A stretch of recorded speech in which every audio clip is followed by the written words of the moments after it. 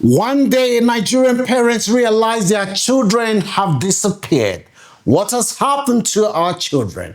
They may not see their children again. The mom, as I speak to you today, she has been detained. This is a very, very sad story that hopefully somebody will learn a lesson. This is the story of Obinna and Chiamaka. Obinna is a British Nigerian. He has lived in the United Kingdom for many years. He used to go home every December. Most people back home, they see him as a rich guy. He has one of the biggest houses in the eastern part of Nigeria, in his village where he lives. Whenever he goes home, people say, Odogu, the chief, is around. This guy was introduced to a lady. He fell in love with Chiamaka. Before you know what was happening, he went back. He did what most men would do. He got married to Chiamaka. His initial plan was that I am not going to bring my wife to the UK. I've heard stories of men that brought their wives and they regretted it. I don't want to do it. He did not tell Chiamaka. Before you know what was happening, Chiamaka had the first baby. And she started putting pressure on Obinna. I want to take my child to come and meet you in the UK. Obinna started postponing. He went back again Christmas time. When he came back, before you know what was happening, the wife had baby number 2. The pressure increased. The wife was putting pressure on Obinna. Again, before you know what was happening, Obinna went home.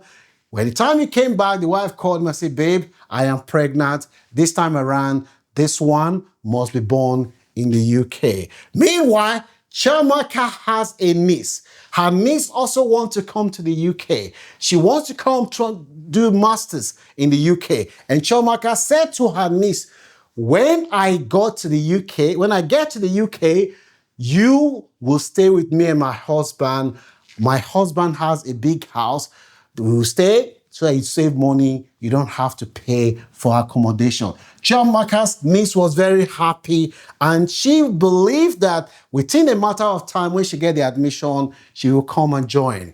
When Chiamaka eventually arrived in the UK, after Obinna applied for her and the 2 children, the process was very, very quick.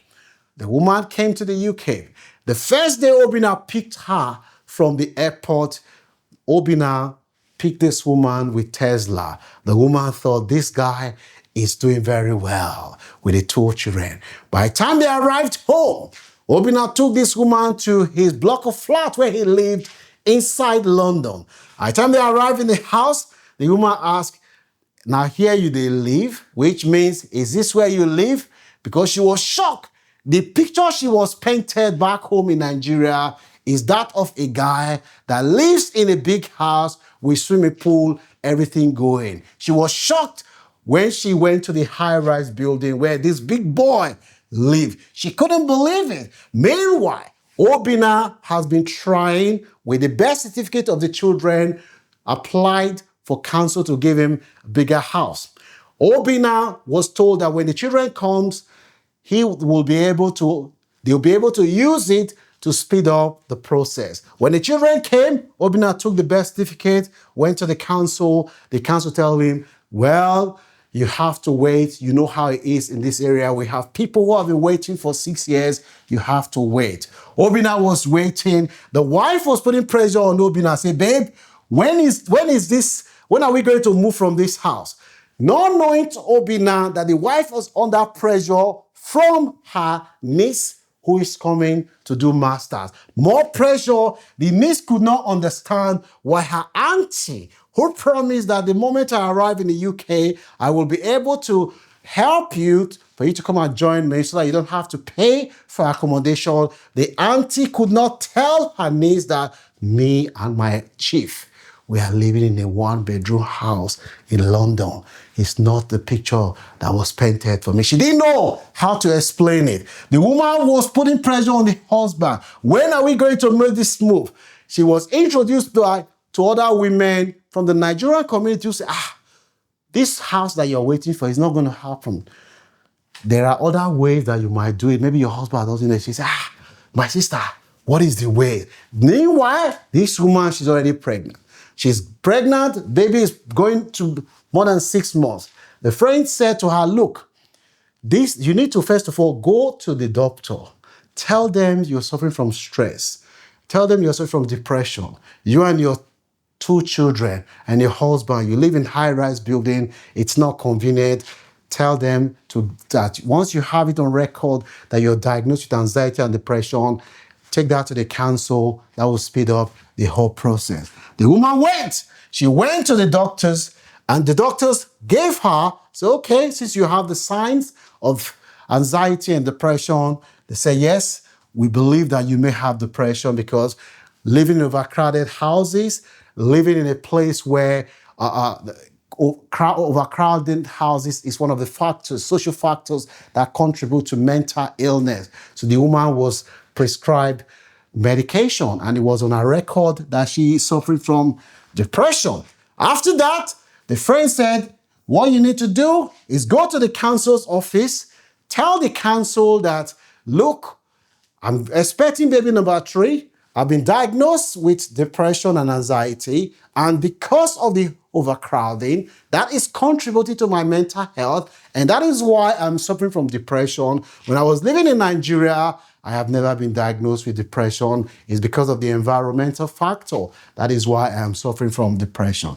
The council said to the woman, the housing officer said, look, there's nothing we can do for you. Your husband worked. You live in a 1-bedroom house. There are a lot of people in London who doesn't have 1-bedroom house. There are people that have lived longer in 1-bedroom house with 6 children. Madam, be patient. Before you know what was happening, this woman started shouting because the friend told her, the more you up the ante, they will take you seriously and they will give you. But what the friend did not tell her, the friend did not tell her that the council duty of care doesn't apply when you have somewhere to live. You're not classed as somebody who is in emergency because, after all, you have somewhere to live. The woman was shouting, raising her voice, shouting, saying, I want to kill myself. Meanwhile, she took the 2 children, the 2 young children with her to the council. She was shouting, pushing her head, saying, I want to die, knowing full well that she herself, she was under pressure from her sister. The woman was shouting, the council officer, they were trying to cool her. Said, I want to die. I want to kill myself. I want to kill yourself. They were shocked. And the children are watching their mom deregulated, displaying these behaviors. They thought this was getting serious. They had to call the emergency services. Before you know what was happening, the woman lay on the floor. She pretended as if she fainted.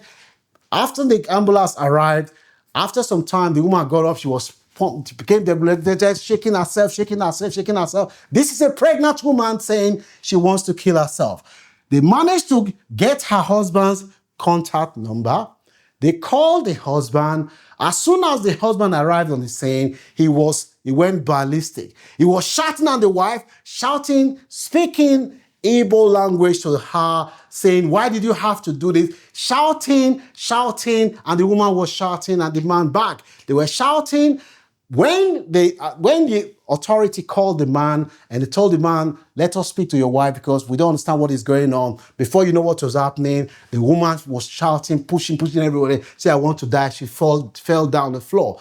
The authority looked at this woman, the way she was shouting, and said she wanted to kill herself. They had to check her medical record, and they found that through their system that this woman, a few days ago, she was diagnosed with depression and anxiety. They became concerned. This is a woman who has been diagnosed with mental illness. The behavior that she is displaying here is of concern. She's hitting her head on the wall, saying she wants to kill herself. They knew that her behavior poses a risk to herself, her unborn baby, and to the people around her. As soon as they told the woman that they're not going to let her go because they're going to make sure that this woman needs to be assessed, they're really, really concerned about the woman's mental health. As soon as the husband heard that the wife was going to be assessed, he went ballistic. He started hitting, saying the wife must go home with her, the must go home with him, the wife must go home with him. that was when the authority had to arrest the man because the man became uncooperative. He was trying to drag the wife to house. The authority were concerned that while all these things was happening, there are two young children who the parents lack total insight into the impact. At no point did the husband and wife say, our children are here. We're not supposed to be doing this in front of the children. The man was arrested because he was trying to drag his wife home, and the woman herself, she was later detained under the Mental Health Act because the authorities were really, really concerned about the woman's behavior, especially as she's pregnant, she's falling herself on the floor, hitting her head, said that she wants to kill herself. Now, the law in the United Kingdom allows the state to detain you under Section 2 of the Mental Health Act, which means that you will have to be detained for 28 days for treatment. If your behavior poses a risk to yourself or to other people, the state can detain you for 28 days for you to be fully assessed if your behavior poses a risk to yourself and others. This human behavior was completely strange. Given that the children were there, given that she was pregnant, she went total ballistic. That was how this woman was held against her will. The husband was also detained because he was trying to drag the wife, speaking to her in Igbo, let's go home, let's go home. The woman did not want to cooperate. This man was detained, and the wife was also arrested. There was nobody who could care for these two children because the parents they lack insight into the impact of the behavior. The man was taken to police station while the wife was taken to hospital because there were concerns about her mental health. The brother Uche, who called me, said, look, I warned my brother about all these things, but he didn't listen, and that is why he has gotten himself into this situation. Now, what are the lessons that we can learn? Honesty is essential when building marriage with family. First impression can create unrealistic expectation and future conflict. Housing and financial reality should be discussed openly before relocation. Mental health struggles should be addressed earlier and professionally. Family disagreements should be managed calmly, especially when crisis. Poor decision made under pressure can have life-changing impact. If this woman had responded when the husband arrived on the scene and packed her things and go back home, she would not have been detained. But because her friend had fed her false narrative that the more you up the antics, the more the council will give you a house because they will class you as priority, the woman believed her friend and she totally forget that this is a different environment. There are children involved. You cannot be raising your voice and say you want to kill yourself, jump in like you're not nobody. That was how this woman ended up in this situation. Do you blame the husband who went to Nigeria, gave the woman the impression that he's a rich man, and the woman believed, and now she's under pressure from her niece who want to come to the UK, and she couldn't explain the situation to the woman? Do you blame the woman for the way she acted, or do you blame the man? Let me know what your views are in the comment section. If you have any story that you want to share with myself or the team, you can reach us on our WhatsApp number. We will always consider the story if you feel that other people can learn. Don't forget to like, share, and subscribe to this channel if you haven't done so. Peace and love. I'll see you soon.